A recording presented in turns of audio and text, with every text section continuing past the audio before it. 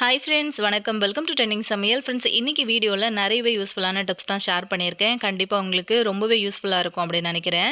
Video first time பார்க்குறீங்க அப்படின்னா மறக்காமல் சேனலை சப்ஸ்கிரைப் பண்ணிக்கோங்க. வீடியோ பார்த்து பிடிச்சிருந்தது அப்படின்னா மறக்காமல் உங்கள் ஃப்ரெண்ட்ஸ் கூட ஷேர் பண்ணிக்கோங்க. இப்போ வாங்க நம்ம வீடியோக்குள்ளே போகலாம்.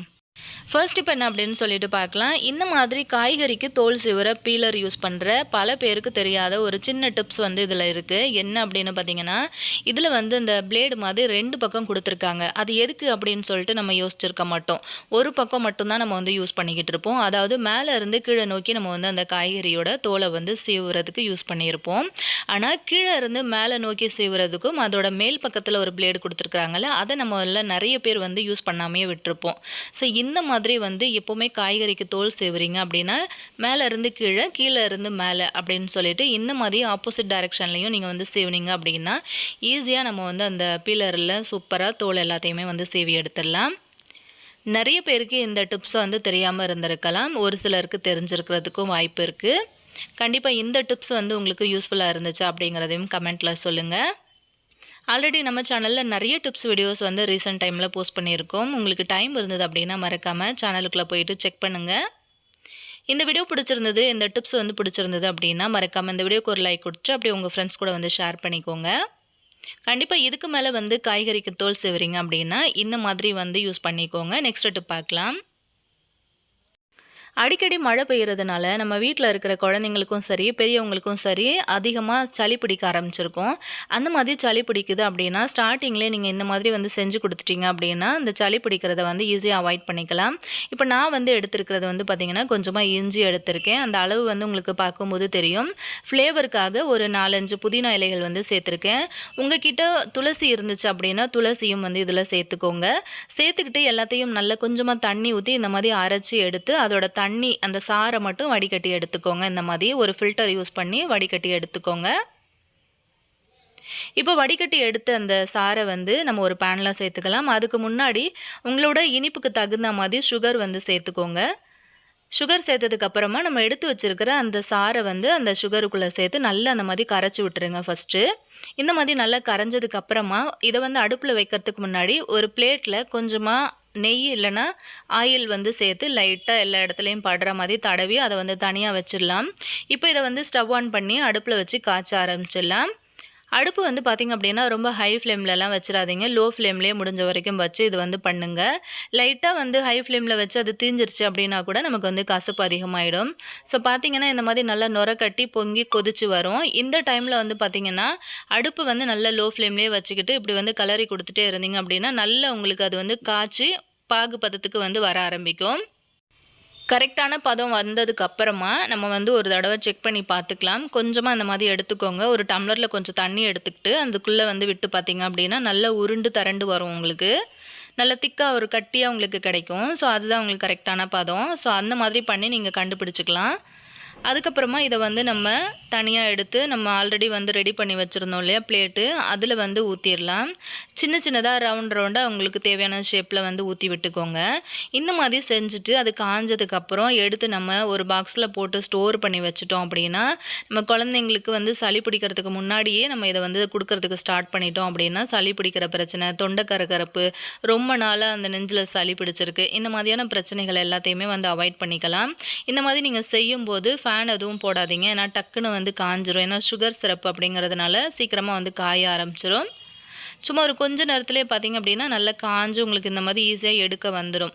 இந்த மாதிரி எடுத்து நீங்கள் ஒரு பாக்ஸில் போட்டு ஸ்டோர் பண்ணி வச்சிட்டிங்க அப்படின்னா அடிக்கடி குழந்தைங்க சாக்லேட் கேட்குறாங்க அப்படின்னும் போது இந்த மாதிரி ஒன்று கொடுத்துட்டிங்க அப்படின்னா வாயில் போட்டு மென்று சாப்பிட்டுட்டே இருப்பாங்க. அந்த சாறு நீங்கள் ரெடி பண்ணும்போது இஞ்சியோட காரம் தூக்கலாக இருந்தது அப்படின்னா பார்த்து சுகர் சேர்த்துக்கோங்க. ஏன்னா ரொம்ப காரம் தூக்கலாக இருந்தது அப்படின்னா குழந்தைங்க சாப்பிட கஷ்டப்படுவாங்க. ஸோ அதனால பார்த்து சேர்த்துக்கோங்க. இந்த டிப் பிடிச்சிருந்ததுன்னா வீடியோக்கு ஒரு லைக் கொடுத்துருங்க. நெக்ஸ்ட் டிப் பார்க்கலாம். நம்ம கிச்சனில் இந்த மாதிரியான கண்ணாடி பாட்டில்லாம் மளிகை சாமான் போட்டு வைக்கிறதுக்காக யூஸ் பண்ணுவோம். அது நாளடைவில் பார்த்திங்க அப்படின்னா ஒரு மாதிரி எண்ணெய் பிசுக்கு அதிகமாக பிடிச்சிட்டு அந்த பளபளப்பு தன்மையாக இல்லாமல் போயிடும். கை வச்சாலே பிசு பிசுன்னு ஒட்ட ஆரம்பிக்கும். அந்த மாதிரி இருக்கிற கண்ணாடி பாட்டில் எல்லாத்தையும் எப்படி ஈஸியாக நம்ம கடைகள்லேருந்து வாங்கும்போது எப்படி நமக்கு பளிச்சுன்னு கிடச்சதோ அதே மாதிரி க்ளீன் பண்ணுறதுன்னு பார்க்கலாமா? ஒரு பெரிய பாத்திரம் எடுத்துக்கோங்க. அதில் கை பொறுக்கிற சூடில் சுடு தண்ணி சேர்த்துக்கோங்க. அந்த சுடு தண்ணியில் ஒரு 2 ஸ்பூன் அளவுக்கு துணி துவை வைக்கிற பவுடர் வந்து சேர்த்துக்கோங்க. சேர்த்து நல்லா கலந்து விட்டதுக்கப்புறமா நல்ல நுர வர்ற மாதிரி கலந்து விட்டுருங்க. அதுக்கப்புறம் நம்ம எடுத்து வச்சுருக்கிற இந்த கண்ணாடி பொருட்கள் எல்லாத்தையுமே அதுக்குள்ளே போட்டு ஊற வச்சுருங்க. இந்த மாதிரி வந்து ஒரு அரை மணி நேரம் உங்களுக்கு டைம் இருந்தது அப்படின்னா 1 மணி நேரம் 1.5 மணி நேரம் கூட விடலாம். எந்த அளவுக்கு ஊற விடுறீங்களோ அந்தளவுக்கு அதில் பிடிச்சிட்ருக்க எண்ணெய் பிசுக்கு அழுக்கு எல்லாமே ஈஸியாக ரிமூவ் ஆகிட்டு வந்துடும். கொஞ்சம் நேரத்தில் பார்த்திங்கன்னா நல்லா ஊறி வந்திருந்தது. அதுக்கப்புறம் அந்த மாதிரி ஸ்பாஞ்சு ஸ்க்ரப்பர் இருக்கு இல்லையா, அது வந்து லைட்டாக போட்டு அந்த மாதிரி தேய்ச்சி எடுத்துக்கோங்க. இந்த மாதிரி தேய்க்கும் போதே வந்து பார்த்திங்க அப்படின்னா நல்ல பளபளன்னு பளிச்சுன்னு நமக்கு வந்து க்ளீன் ஆகிடும். எப்போவுமே வந்து நீங்கள் மளிகை பொருட்கள்லாம் போட்டு வைக்கிற அந்த டப்பாலாம் க்ளீன் பண்ணுறீங்க அப்படின்னா பிளாஸ்டிக் டப்பாலாம் வந்து க்ளீன் பண்ணுறதை தனியாக வச்சுக்கோங்க. அதாவது பிளாஸ்டிக் டப்பா அதுக்கப்புறம் ஸ்டீல் டப்பாலாம் வச்சுருக்கீங்க அப்படின்னா அதெல்லாம் ஒரு நாள் க்ளீன் பண்ணினதுக்கப்புறம் இந்த மாதிரி கண்ணாடி பாட்டிலெல்லாம் வச்சுருக்கீங்க அப்படின்னும் போது அதை தனியாக வந்து ஒரு நாள் எடுத்து க்ளீன் பண்ணிக்கோங்க.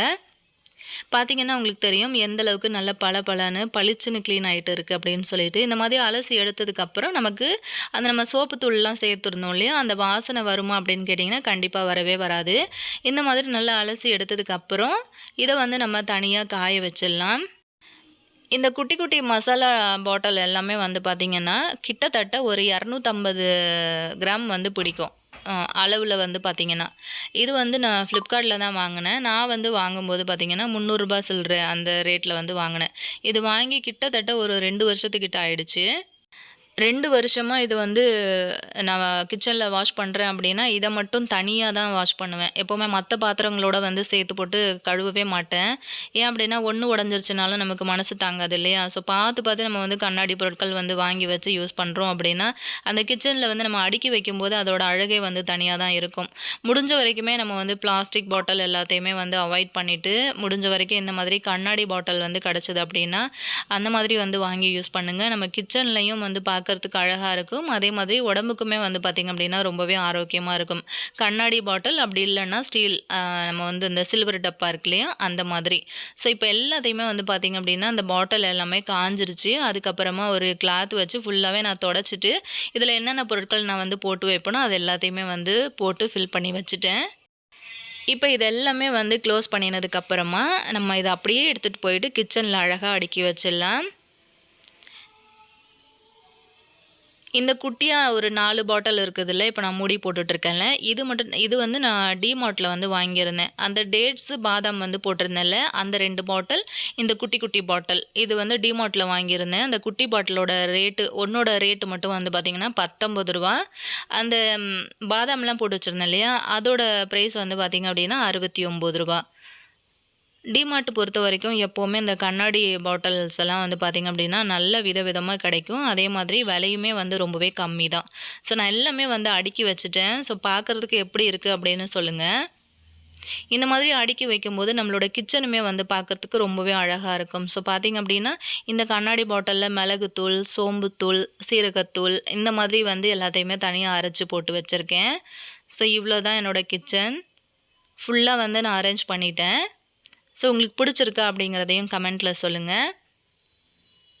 கண்டிப்பாக இன்றைக்கான வீடியோ உங்களுக்கு ரொம்பவே யூஸ்ஃபுல்லாக இருந்திருக்கும் அப்படின்னு நினைக்கிறேன். யூஸ்ஃபுல்லாக இருந்துச்சு அப்படின்னா மறக்காமல் உங்கள் ஃப்ரெண்ட்ஸ் அண்ட் ஃபேமிலி மெம்பர்ஸோடையும் வந்து ஷேர் பண்ணிக்கோங்க. ஆல்ரெடி நம்ம சேனலில் நிறைய டிப்ஸ் வீடியோஸ் வந்து போஸ்ட் பண்ணியிருக்கோம். டைம் இருந்தது அப்படின்னா மறக்காமல் செக் பண்ணிக்கோங்க. ரீசெண்டாக போட்ட வீடியோஸோட தம்ப்நெயில் வந்து இந்த வீடியோட லாஸ்ட்டில் நான் வந்து ஆட் பண்ணியிருக்கேன். அது பார்க்கல அப்படின்னா மறக்காமல் சேனலில் போயிட்டு விசிட் பண்ணி பாருங்கள். நாளைக்கும் இதே மாதிரி யூஸ்ஃபுல்லான இன்னொரு வீடியோவில் நான் உங்களை திரும்ப மீட் பண்ணுறேன் ஃப்ரெண்ட்ஸ். தேங்க்யூ.